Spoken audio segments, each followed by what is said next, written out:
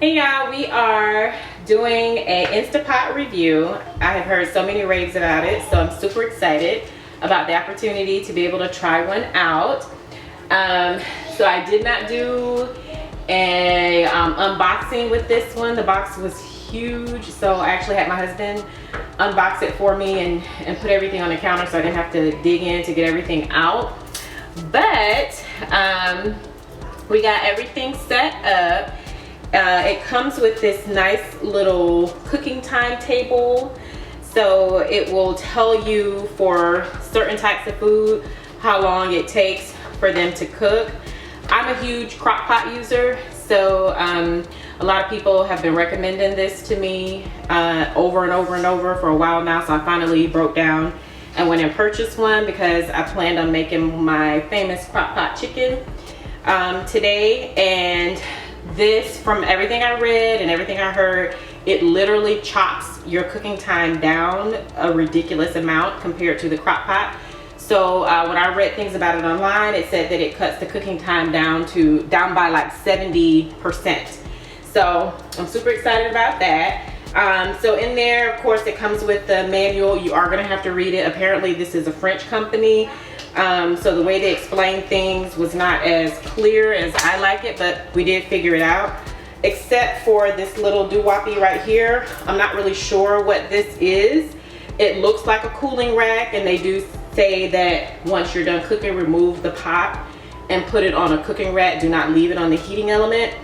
However, I have my own cooking racks. I'm not trusting this. I don't really know what it is. So if anybody knows, please feel free to drop some comments and let me know if you have one and you know what to do with this little thing.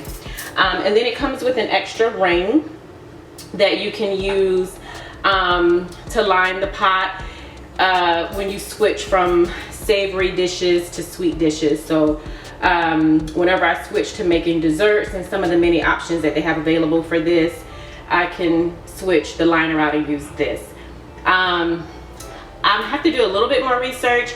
They said that the pot is, the guy that I spoke to in Kohl's today said that the pot may be discontinued, or maybe Kohl's is discontinuing it. They're not sure. But in the instructions I read that these liners should be replaced every 12 to 18 months because they will wear. So I'm gonna do a little bit more digging on that tonight while I'm have some downtime, just to see if that's the case, because if it is, then I probably will try to order these parts now to have just a stack of them in case something happens a year and a half down the line, that I can still use it. So anyway, stay tuned for more. I'll let you know how things turn out. So right now I am starting the process of cleaning the chicken. I'm cutting off all of the excess fat, feathers, extra parts, just anything that you do not want to eat.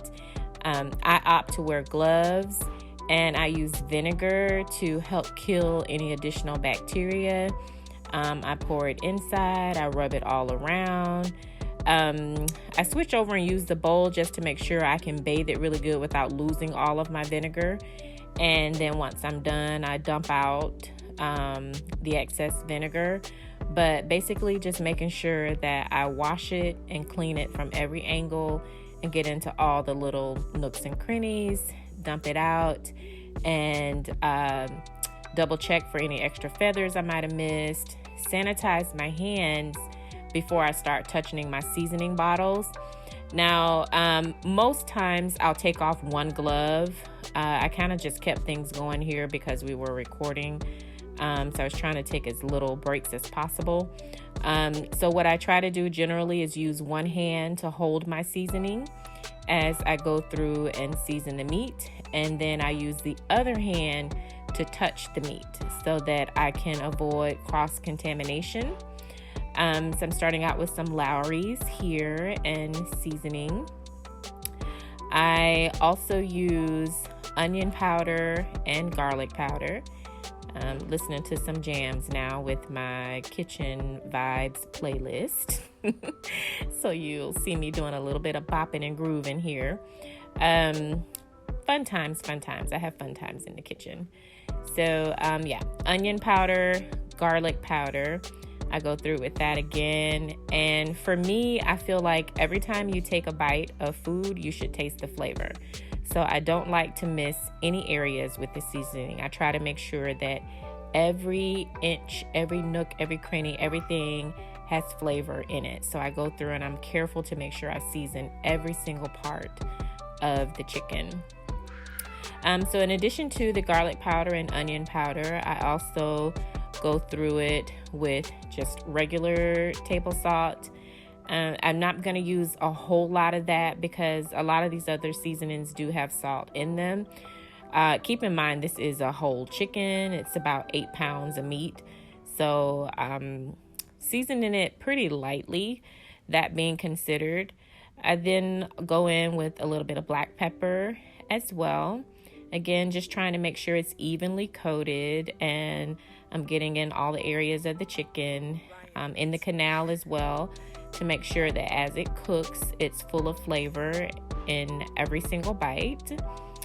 In addition to the black pepper, I also use a complete seasoning, and same thing, I'm just going through there to make sure that I catch every inch of it.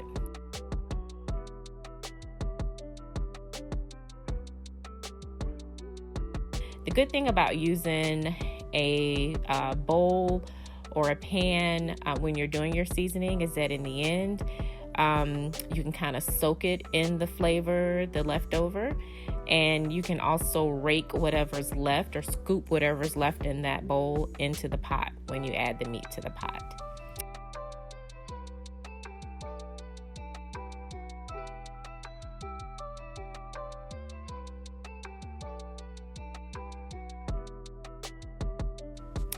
And then from there, we'll add the rest of the ingredients to kind of make a bit of a stew. So again, this is like my favorite crock pot dish, or one of them anyway. I'm used to using this doing this dish in a crock pot and just letting it cook overnight and having it done, or either put it on in the morning before we leave for church or something on a Sunday and have it done by the time we get home. So cut up some fresh onions and drop them in there, and really you can do whatever is to your liking.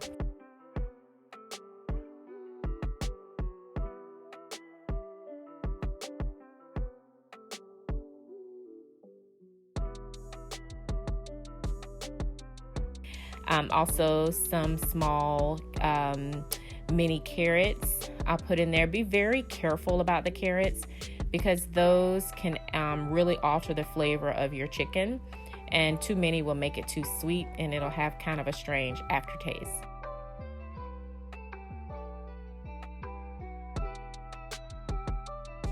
One of my absolute favorite ingredients is garlic, so I was a little bit generous on there. Here I just cut up a garlic head and used the cloves. I did not chop them up. Again, it's going to be slow cooking, therefore it's going to be this nice little soft bursts of flavor into your mouth every time you eat it. So no need to chop it up finely here. Like I said, this is the first time using this. It's not my crock pot that I'm used to just putting it on high and putting a lid on it. One thing for sure, I'm used to having a clear lid. So I'm gonna have to look into seeing maybe if I can get one of those so that I can kind of gauge things better. Another thing is I don't like timers. So here there's a timer. I have to pay attention to whatever time I set and know when it stops. I'm used to kind of watching over my food, so we'll see. We're gonna move on to making some potatoes from scratch. So I've chopped up some red potatoes. Now keep in mind, potatoes grow in the ground, so they're typically very dirty. So if you ever notice when you buy things, it'll say triple wash or what have you. That's because it's pretty dirty before they get it. So yeah, this is more than triple wash. I don't know how many times I washed it to be exact, but you do need to really, really wash your potatoes well. Once the water starts to run clear, then you just add more water to it so that you can go ahead and boil them. Now these, you kind of just want to bring them to a very good boil. Let them get soft enough to where if you poke them with a fork, they will fall apart. That's how you know that it's going to be easy to mash.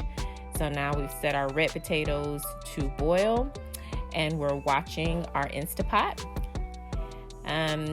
I set this for a short time because I'm not comfortable with using timers. I like to be able to peep in on my food all the time. I don't just leave it alone. So we reset it and I just kept adding more time to it while I made my potatoes. So with the potatoes, we've boiled them. They're tender. They're very soft. You can break them apart with a fork, which is what I used to do.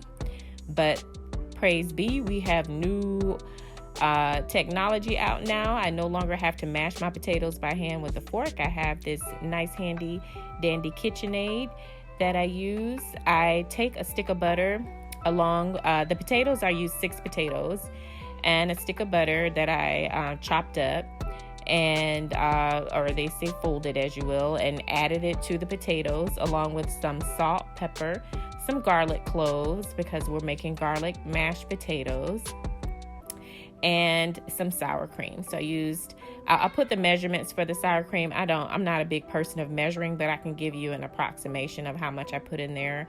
I pretty much do everything to taste. So we have sour cream, we have butter, we have garlic cloves, we have salt and pepper with our potatoes, and we go ahead and let the KitchenAid do the rest of the work.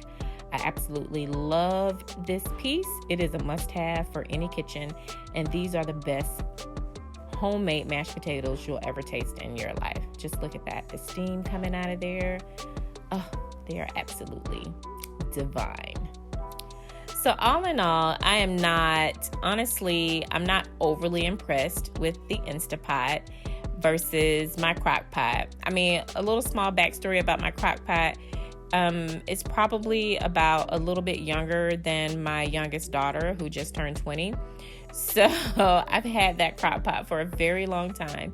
My family, everybody who knows me is pretty much teasing me about it, but I absolutely love it. It works like a charm. The handle fell off, so I have to use like a butter knife to scoop the lid off and catch it with the oven mitt. But I've gotten pretty skilled at it, so it works. So yeah, everybody's been writing me about getting a new one and replacing it, and it's just my old faithful. It's been with me for a long time, and I have so many favorite dishes that I put in my crock pot, and I've just mastered it. So yeah, it's time to learn something new, and so I'm trying this Instapot out, and I'm not completely sold on it just yet, although this was just my first time using it, so I'm gonna try it a few more times. And I hope that you enjoyed this video. Please be sure to like, comment, share, and subscribe.